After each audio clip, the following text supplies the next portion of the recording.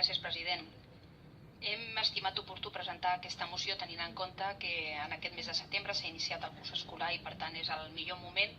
per intentar fer una valoració de la situació en què es troba l'educació en general aquí en el nostre país, però especialment el món de l'educació o l'etapa educativa 0-3 de les escoles bressol, que és un tema que ens afecta molt directament als ajuntaments i als ens locals. I jo crec que si ens preguntessin a tots els diputats i diputades i a les formacions polítiques que representem, els que som aquí, coincidirien amb la primera frase de l'exposició de motius d'aquesta moció, que ens diu que l'educació és un dels pilars bàsics de les polítiques públiques. Estic convençuda que ningú no diria el contrari, cap responsable polític diria el contrari. I per tant, aquesta afirmació és una afirmació que tothom sosté, especialment perquè via l'educació apoderem la ciutadania, apoderem especialment els infants, joves, adolescents, que mitjançant la preparació el que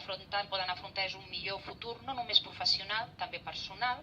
però sobretot és una inversió molt important des del punt de vista local, municipal, de la proximitat, pel que fa a inversió en equitat, en cohesió social, en bona convivència, etc. Per tant, amb la voluntat primer de compartir aquesta molt breu reflexió i després tenint en compte també les xifres, les reals, no només les que ja conté la mateixa moció, sinó les que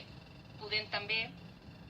recuperar de l'anuari de la Fundació Bofill, que ens recorda que l'inversió en educació a Europa en aquest moment està en el 5,1%, a Espanya el 4,4% i a Catalunya el 3,7%. Des d'aquest punt de vista, crec que l'important sobretot és aquella crítica constructiva que ens ha de fer veure que com a país hem de millorar això i per tant la mateixa Fundació Bofill xifra en 1.500 milions d'euros la despesa addicional que necessita Catalunya per poder arribar, si més no a la mitjana espanyola i encara una mica més per poder arribar a la mitjana europea. Des d'aquest punt de vista també és inqüestionable sobretot el que per nosaltres és bàsic, que és que aquesta etapa educativa del 0-3 és una etapa essencial en la formació dels que seran futurs ciutadans adults del país.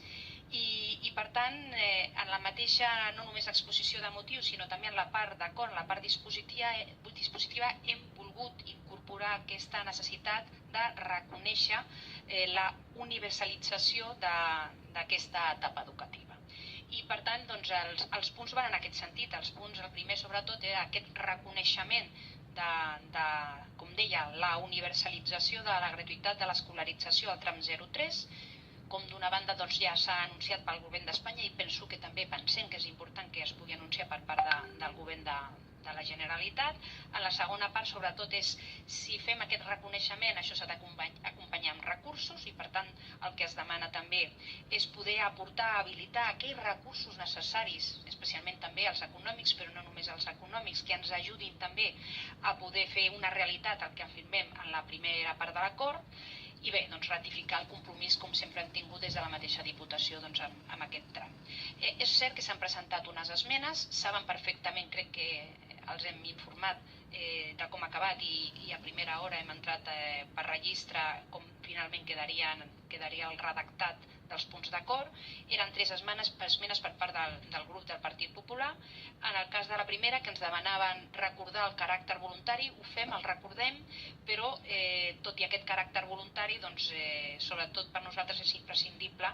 posar en evidència que aquest cicle educatiu és un cicle educatiu amb identitat pròpia i que garanteix plenament, com diu l'acord, el desenvolupament personal, social, cognitiu i emocional dels infants. No només la conciliació de les famílies, que és important, especialment que és una veritable etapa educativa. En el punt 2 ens han recordat de manera precisa que no només és el govern de la Generalitat, que també és el govern d'Espanya, i hem pensat que no podíem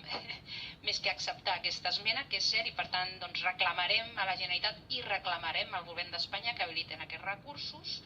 I a la tercera esmena no l'hem pogut acceptar perquè aquest no és el nostre model. Nosaltres pensem que els recursos s'han de destinar a poder ampliar, millorar, reforçar la xarxa pública d'escoles bressols i no tant via la incentivació fiscal a les famílies que optin per la privada. Només pot ser, si m'ho permeten, fer una petita esmena in voce que afecta només el quart punt, el de trasllats, perquè ens hem adonat, quan repassàvem això, que si li demanem una cosa al govern d'Espanya però no li fem trasllat, doncs potser no els hi arriba, estaria a la mar de bé, si els hi sembla bé, poder afegir també en els trasllats no només al govern de la Generalitat i les dues entitats municipalistes, sinó també al govern d'Espanya.